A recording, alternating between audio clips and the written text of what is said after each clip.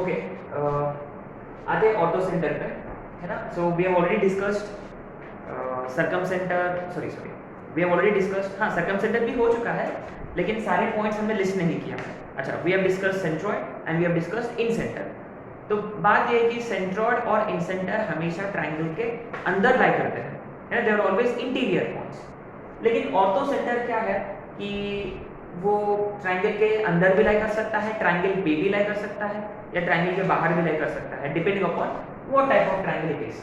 Anyway, like centroid is point of intersection of medians of triangle. In center is point of intersection of angular bisectors, whereas orthocenter is point of intersection of altitudes of triangle. Altitudes का मतलब heights, है ना, heights. अच्छा, तो if you consider acute angular triangle, आपने notice किया कि ये देखो तीनों भी हाइट्स जो है वो सारे कहाँ मिलेंगे, ट्रायंगल के अंदर मिलेंगे. देखो, they meet inside the triangle. तो ये हो गया आपका ortho centre.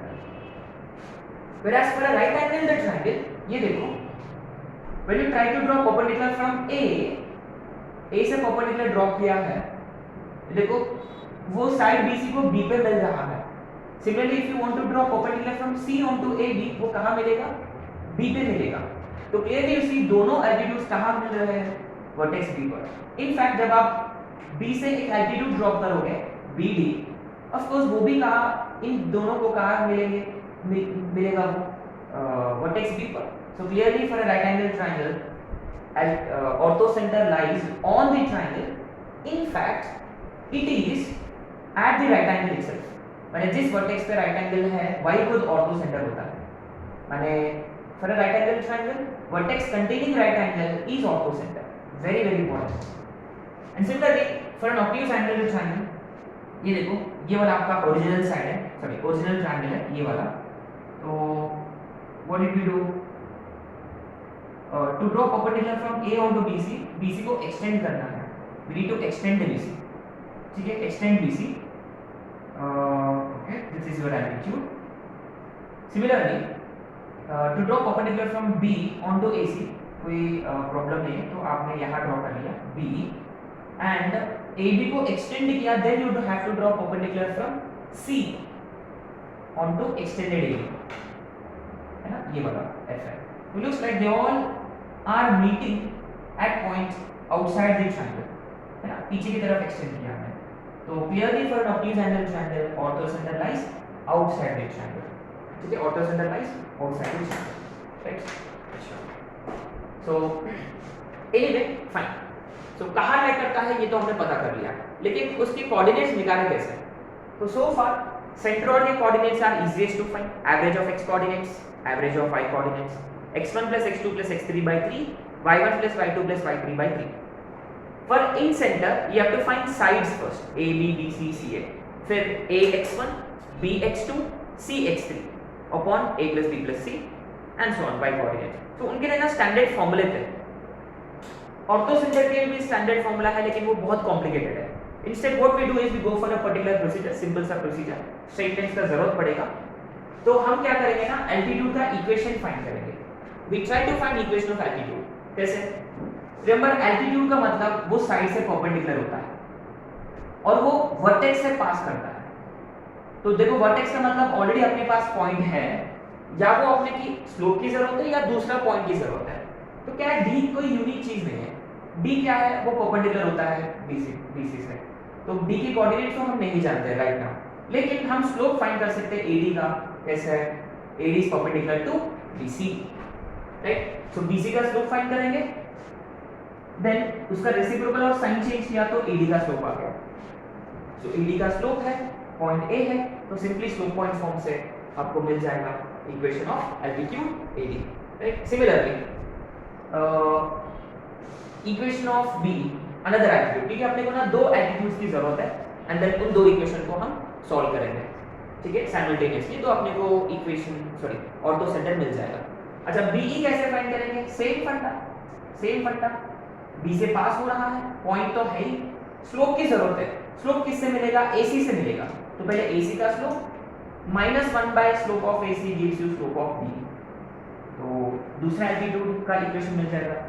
therefore now h x y is basically point of intersection of A B and B E, ठीक है राइट। ये सिंपल सा प्रोसीजर है राइट। चलो आते कुछ क्वेश्चंस पे, ऑटो सेंटर के क्वेश्चंस पे।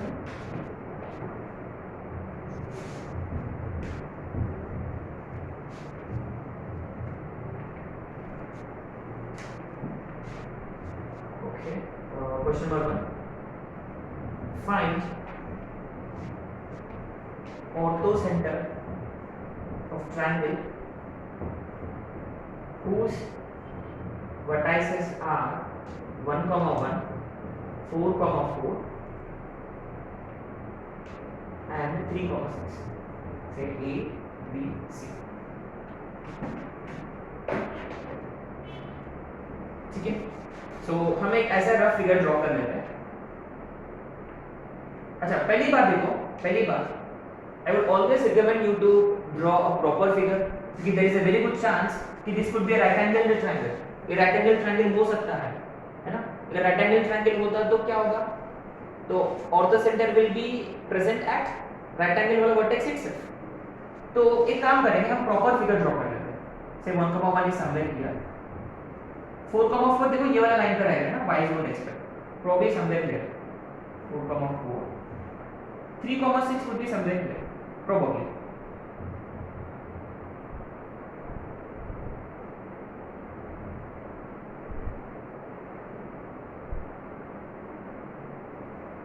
ठीक है, राइट एंगल तो नहीं है ना, it doesn't look like a right angle triangle, is it?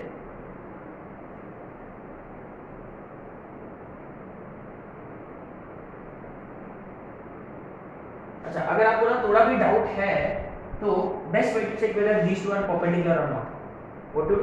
Slopes. Let's find slope of AB. AB का slope find करते हैं।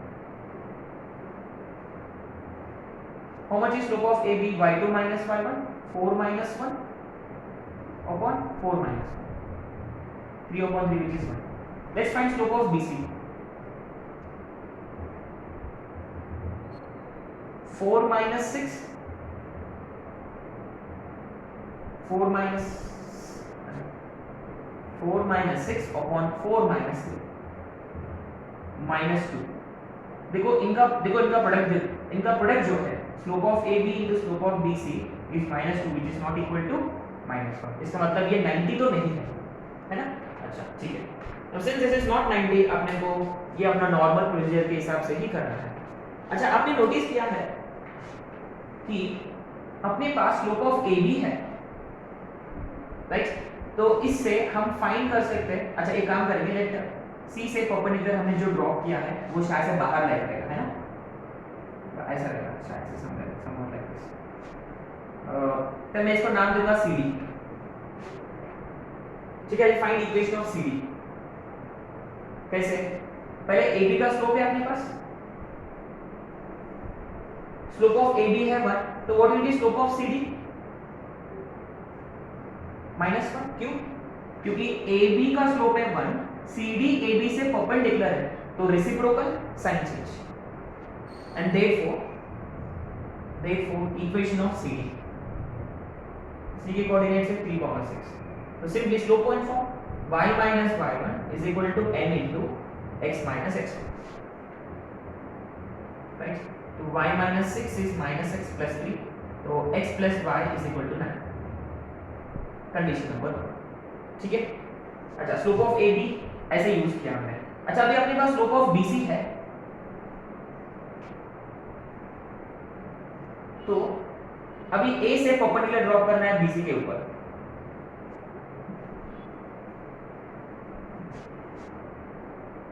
तो ऐसा कुछ होगा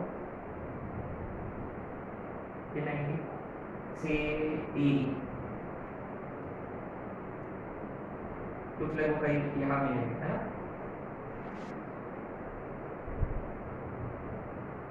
ठीक है, सो अरे हाँ वो ऐसा रहेगा।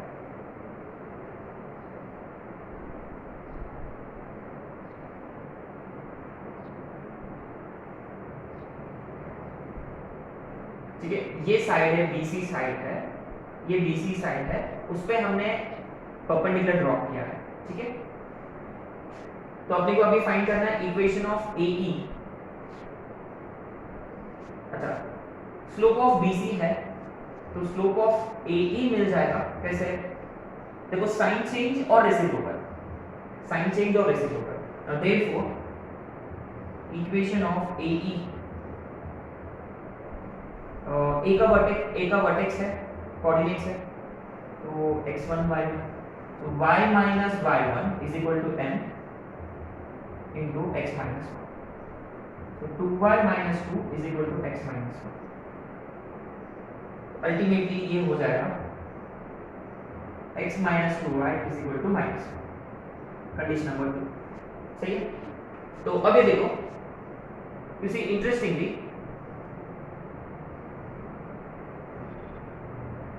अपने पास CD का इक्वेशन है और AE का इक्वेशन है, वो दोनों ऑब्वियसली कहाँ मिलेंगे? ऑर्थो सेंटर पे, isn't it? क्लियरली इन दोनों का ना पॉइंट ऑफ इंटरसेक्शन निकालना है। कैसे फाइंड करते हैं पॉइंट ऑफ इंटरसेक्शन? दो लीनियर इक्वेशंस को जैसा सॉल्व करते हैं वैसे करेंगे, ठीक है? दोनों को सबट्रैक्ट करेंगे, let's do 1 minus 2, तो x plus y is equal to 9, x minus 2y is equal to minus 1, ये माइनस साइन, ये प्लस 10 3 बार, ये cancel, y is equal to 10/3, इसमें डालेंगे x plus 10/3 is 9, x is 9 minus 10/3 17/3, ठीक है? So therefore ortho center is 17/3, 10/3, 17/3, 10/3, ठीक है?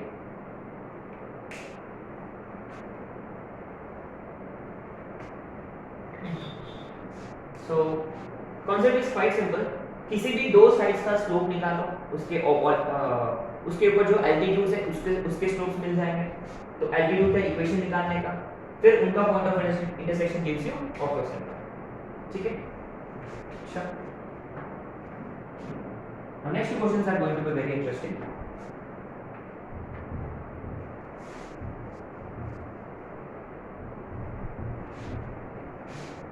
You know,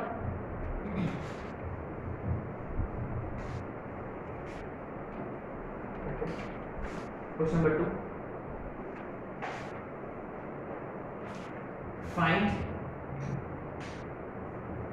ortho center of triangle whose vertices are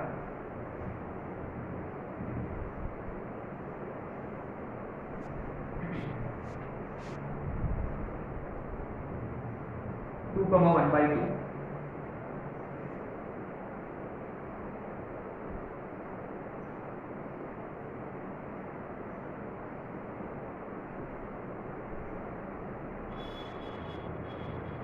3, -1/2 and 2, -1/2. अच्छा, एक काम करेंगे, let's keep it simple, take it 2, 1/2, 3, -1/2 and 2, -1/2, है ना? इन जनरल, अच्छा इन जनरल इसका एक फंडा है, इन जनरल है ना, ये एक स्पेसिफिक नंबर्स लिया मैंने, अगर मान लो वो होता है अल्फा, बीटा, some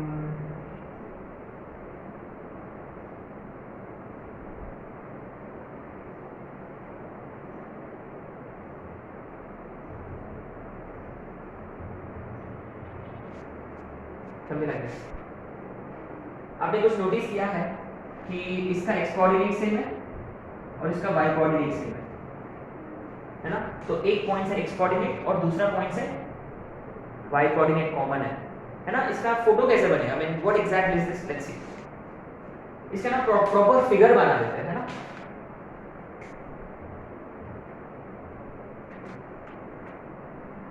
अच्छा, 2, 1/2, 2, 1/2, probably somewhere here. 3, -1/2, probably somewhere here, है ना? ये 2 है, ये 3 है मान लो, and 2, देखो x कोऑर्डिनेट 2 है और y coordinate -1/2. What do you notice? The triangle is right angle, है ना?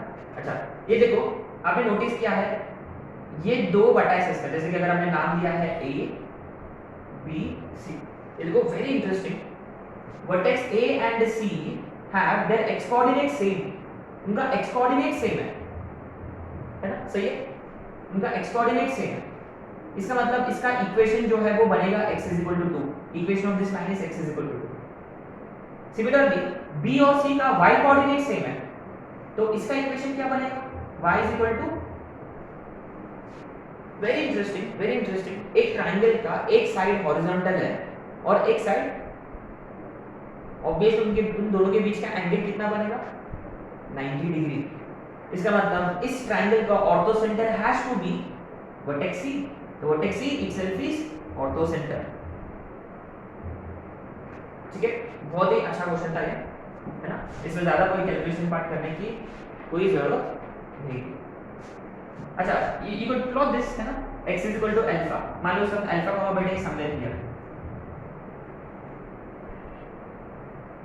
अल्फा बीटा है समलेट लिया। अच्छा, what is meaning of this, तो ये x है, ये x है और ये y है, बीटा गैमा, देखो y से x कुछ भी और अल्फा गैमा,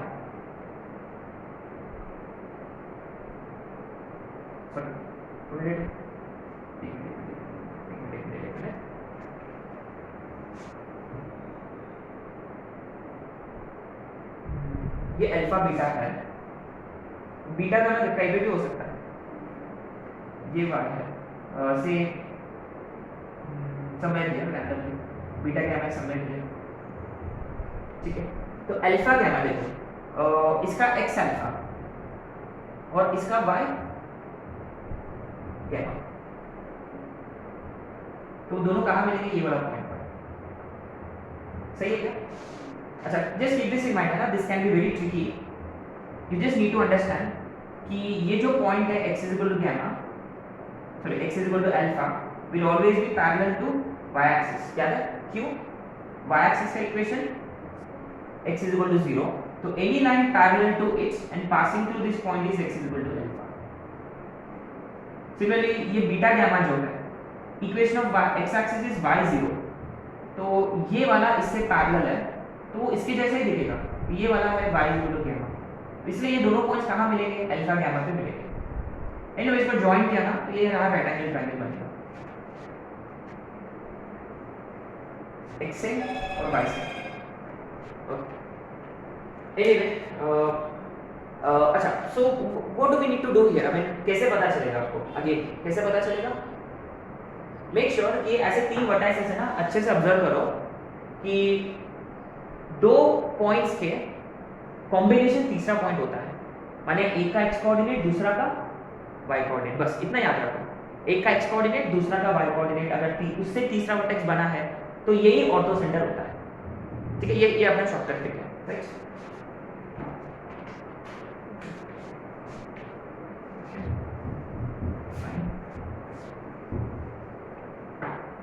अब नेक्स्ट क्वेश्चन पे, question number 3, find ortho center of triangle formed by lines xy = 0 and x plus y = 2 and x plus y = 2, right. अच्छा, रिमेंबर एक ट्रायंगल फॉर्म करने के लिए कितने लाइंस की जरूरत है, how many lines are required to form a triangle, एक ट्रायंगल में कितने साइड्स होते हैं, 3, तो कितने लाइंस की जरूरत है, 3 लाइंस की जरूरत है ना, तो यहाँ तो 2 ही लाइन है, देखो ये एक लाइन है, ये दूसरा लाइन है, तो तीसरा कहाँ है, एक्चुअली इसी में कितने लाइंस है, 2, क्योंकि xy = 0 का मतलब इसको फैक्टराइज किया जा सकता है, कैसे, x0 एंड, अच्छा x0 y0 तो हम जानते हैं, है ना, पहचान करें आपने को, अच्छा ये वाला इक्वेशन क्यों है, दिस इज y = 0 और x0 का मतलब कौन सा axis, y axis, remember x axis is y0, y axis is x0, है ना। अच्छा, तो ये x plus y = 2 कैसे ड्रॉ करें, देखो आप लोग बहुत अच्छे से जानते हैं कि किसी भी लाइन को प्लॉट करने के लिए ग्राफिकली या कोऑर्डिनेट एक्सिस पर graphically graph paper पे. Remember what is it that we always do? Put x0. Put x0. x0 डालने से y आएगा 2. ये हमने 9th 10th में किया था. Similarly y0 डालने से x आएगा 2. ये ना बहुत ही इंपॉर्टेंट, ये बहुत काम की चीज है. ये हम बार बार अप्लाई करेंगे. किसी भी लाइन को ग्राफिकली प्लॉट करने के लिए always find its point of intersection with x axis, point of intersection with y axis. ठीक है. अच्छा, तो ये 0, 2, 2, 0, 2, 0 और ये 0, 2. ये तीसरा लाइन. मान लो this is O, this is A, this is B. तो what type of triangle is it? Therefore its orthocenter lies at origin. That's so 0, 0 itself is orthocenter. ठीक है. और फाइनली एक question, question number 4. Find orthocentre of triangle formed by points 0, 0, 3, 4, C, 4, 0. बहुत ही अच्छा question है.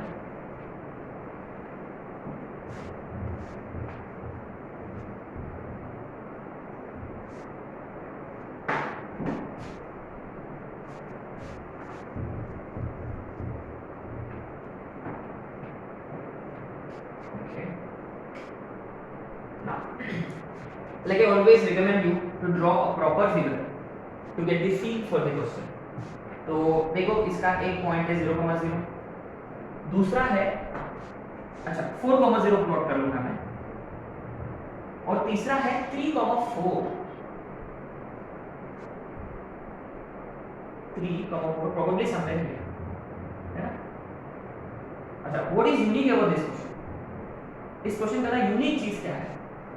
Unique चीज क्या है कि ये ट्रायंगल हॉरिजॉन्टल है. सॉरी, ये ट्रायंगल में एक साइड हॉरिजॉन्टल है. In triangle ABC, AC is horizontal. What does it mean? हमेशा कीप दिस इन माइंड. जब एक साइड हॉरिजॉन्टल होता है तो उस पे जो एल्टीट्यूड गिरेगा, वो वर्टिकल होगा. मैंने ये वाला देखो, ये वाला वर्टिकल होगा. Is it? This altitude has to be vertical, right? Now interesting वाली बात ये है कि कभी भी keep this in mind.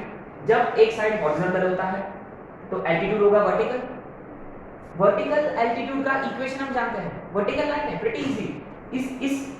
इस लाइन का इक्वेशन क्या है? देखो, वर्टिकल लाइन का मतलब parallel to x axis, sorry parallel to y axis का मतलब x हमेशा कांस्टेंट, क्योंकि ये दूरी हमेशा कांस्टेंट, माने x = 3. इसका मतलब, and moreover remember orthocentre इसी में लाई करता है, क्योंकि orthocentre is point of intersection of all 3 altitudes. जहां तीनों एल्टीट्यूड्स मिलेंगे, जैसे कि मान लो I am interested in another altitude, so मान लो ये वाला. ठीक है, so this is BD and this is AE.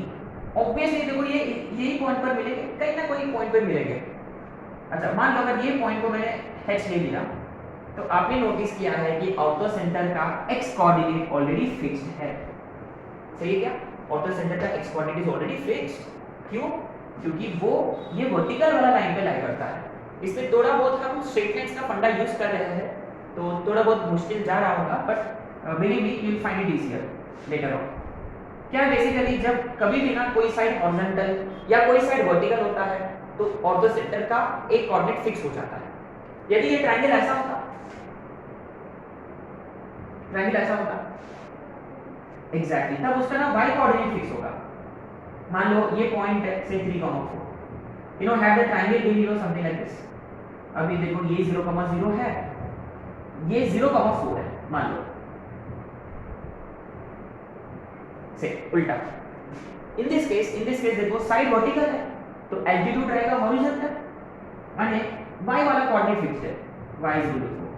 तो यदि मैंने एक और ऑर्थोसेंटर ड्रॉप एल्टीट्यूड ड्रॉप किया तो h यहां लाई करेगा, जिसका y कोऑर्डिनेट फिक्स्ड है.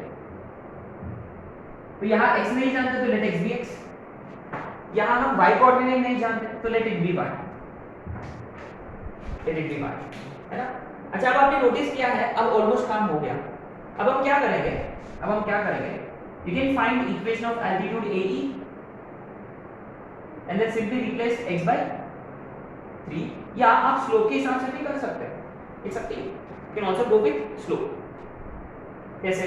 Slope of AE AH should be perpendicular to BC, या एक काम करेंगे, let's stick to our original method, है ना, अपना ओरिजिनल मेथड से स्टिक करेंगे, लेट्स स्टिक टू दैट। कि देखो एक एल्टीट्यूड का इक्वेशन मिल गया x 3, है ना। Let's stick to our original method. क्या है कि दो एल्टीट्यूड्स निकालो और उनका पॉइंट ऑफ इंटरसेक्शन निकालो, सिंपल है। और एल्टीट्यूड का इक्वेशन निकालने के लिए we need to go for slope point form, लेकिन यहाँ स्लोप पॉइंट फॉर्म की जरूरत नहीं पड़ा, क्यों? क्योंकि एल्टीट्यूड वर्टिकल है, इजीली मिल गया। अब हम इक्वेशन ऑफ A निकालेंगे, उसके लिए ना we need slope of BC। How much is slope of BC? y2 minus y1 upon x2 minus x1. How much is it? -1 है। तो what will be slope of AE? तो AE का slope क्या होगा? 1। AE का slope 1 है।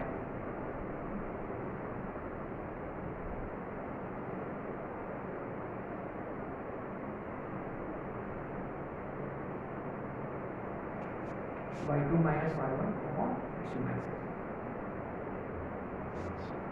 Right? Okay. Therefore, equation of AE. What is equation of AE? अच्छा, it is passing through origin x1 y1.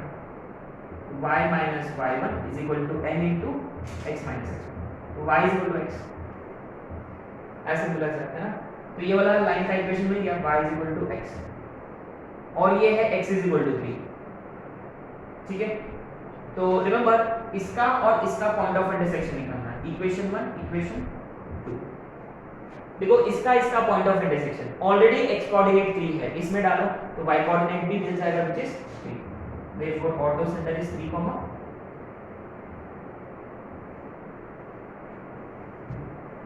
Right, सही है।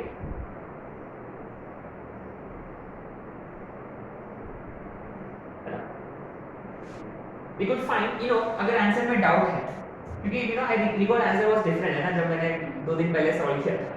एक काम करेंगे, हम इसको वेरीफाई कर सकते हैं। कैसे? आप एक और एल्टीट्यूड भी फाइंड कर सकते हैं, कौन सा? CF वाला। उसके लिए ना AB की स्लोप की जरूरत है। What is slope of AB? y2 minus y1 upon x2 minus x1, 4/2, सही है। तो स्लोप ऑफ CF क्या होगा?